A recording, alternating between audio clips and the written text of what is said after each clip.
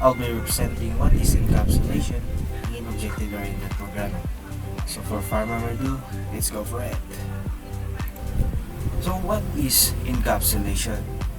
It's just like hiding your personal data or hiding your internal data that allows access only through control methods or principle, bundle data or a variable, and the methods that operates the data into one unit or a class while restricting direct access of the internal data to protect it from your unauthorized modification. To demonstrate encapsulation, we have the concept public attributes and private attributes, protected attributes, controlled access, validation, and read-only access. So to understand what is encapsulation, we have here a scenario that we want to follow. So the scenario is this: Caraga State University Library wants a simple system where student can borrow books, but borrow limits and penalties must be controlled. Student must not direct change their borrow counts or penalty balance, only through approved methods or controlled access. To apply that, we must learn these targets, use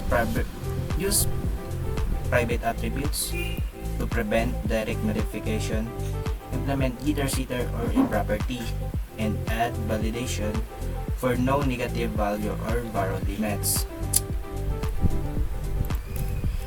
To apply these scenarios, we must follow these task requirements. From creating class, we name it library account with a public attribute named student name, student ID.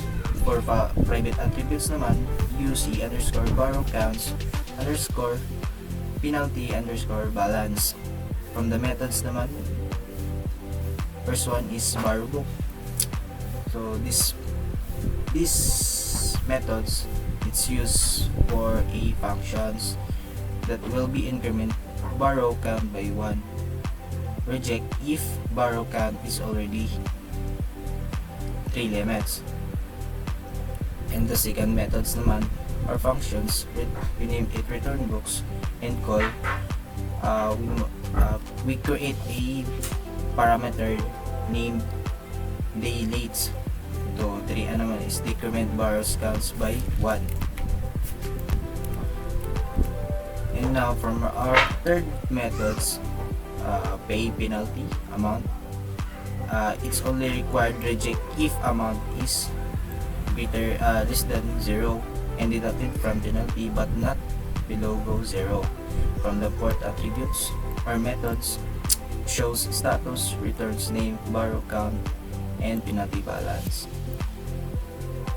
Must use property for reading balance and use methods to update.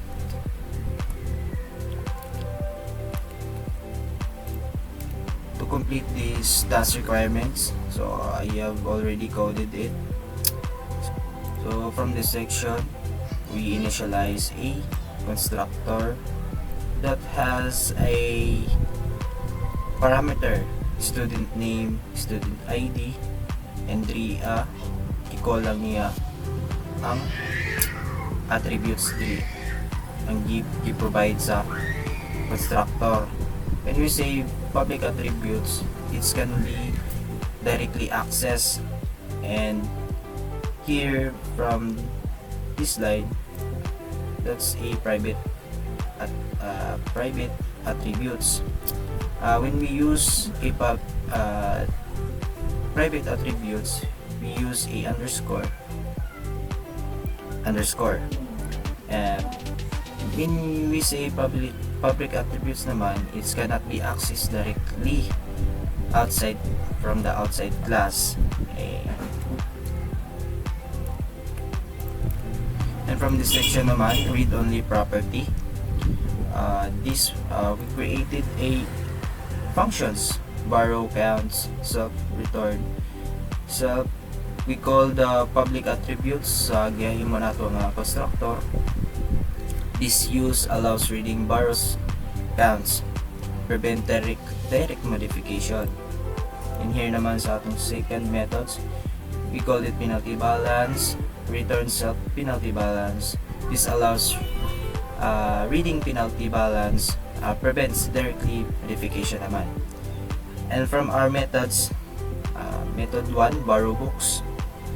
This only validate or check if student already borrows 3 books. So as you can see, i-call wrong nato ang private attributes nato dito sa constructor nato. If the user is already borrow a 3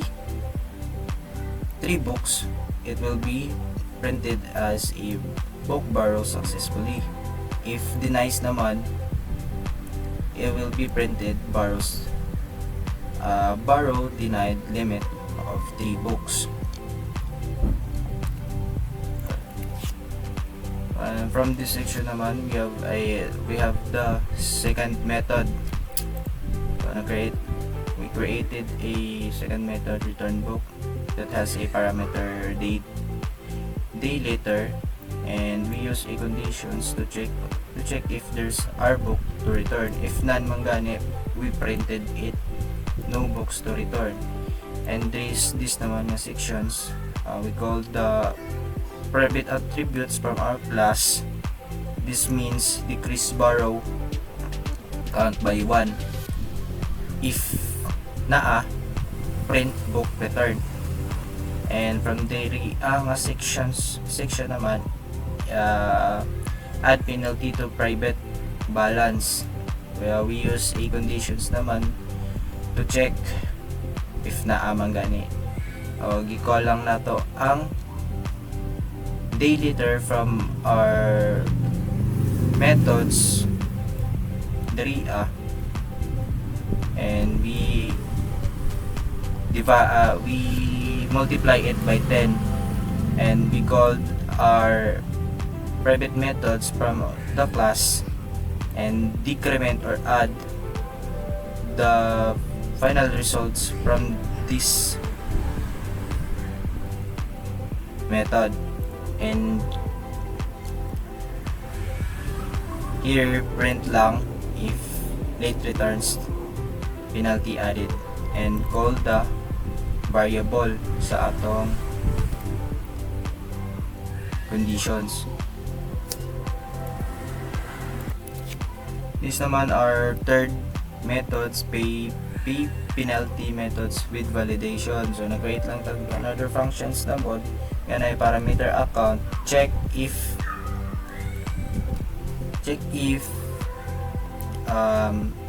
reject manggani ang invalid payment niya. If ang amount is less than 0, print invalid payment amount. If naman ang atong private attributes ng gikan sa class is equal to 0, print no penalty to pay. This gi-call lang nato atong private attributes for our amounts sa atong pay penalty methods. And these sections naman prevent negative balance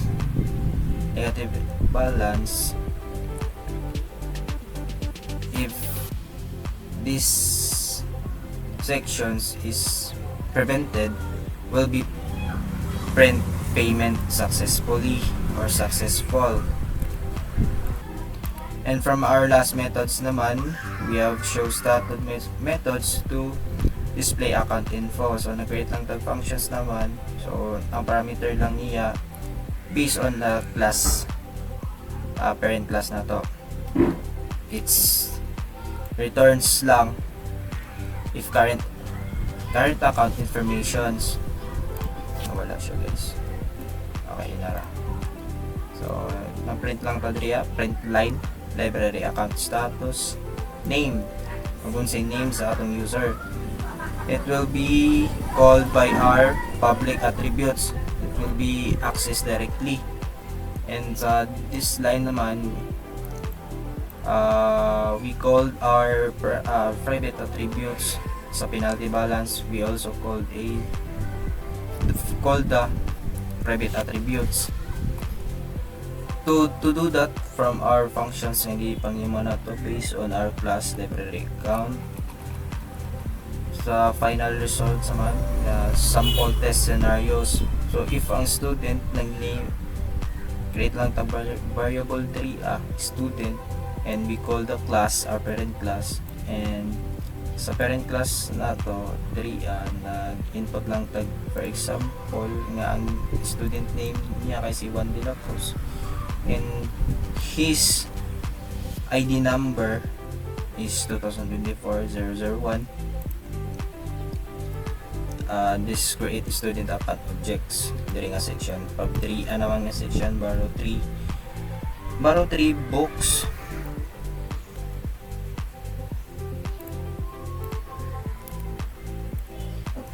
And from this section naman sa borrow 3 books, if this student borrows 3 books, it will be go these sections naman. If ang student nagborrow siya og 3 books, it will automatically allows from these sections 3 na siya nahitabo sa atong first functions na itong gimo or first method 3 here. And here naman these sections, try to borrow 4th book. If none manggani, of mo limit manggani siya 3 above, it will be printed sa atong gimo nga functions diri nga borrowed denied limit of 3 books lang. Tapos here naman diri nga section, return 1 book 2 days late, mahitabo lang na siya, gyata na nato siya value di ay nato na siya gyata value, and 2 days late man iyang iyang value diri na siya matubog sa return, will be added. And I will show you the final output for this program or simulation here. If katong student from this section, it will be successfully borrow. If diri trying to borrow a 4th book, it will be printed borrow deny limit for 3 lang. If naman this section, return 1 book for 2 days late, it will be 2 days man atong set diri sa atong functions diri sa paylater methods. Mag-add lang siya o add, it's multiplied by 10. So 2 days late man siya, nagbutang ta sa atong functions sa atong methods diri ang date late is multiplied by 10,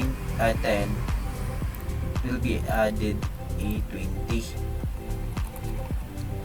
And naman sa pay payment late, sa pay penalty nya kay wala 15 man sa atong def functions diri sa ibabaw. Where is it? Oh no, it's too easy. Alright. So 15 man wala siya mga negative balance sa iyang penalty, bayad siya tanan, it will be payment successfully. And here sa library accounts nato nag-create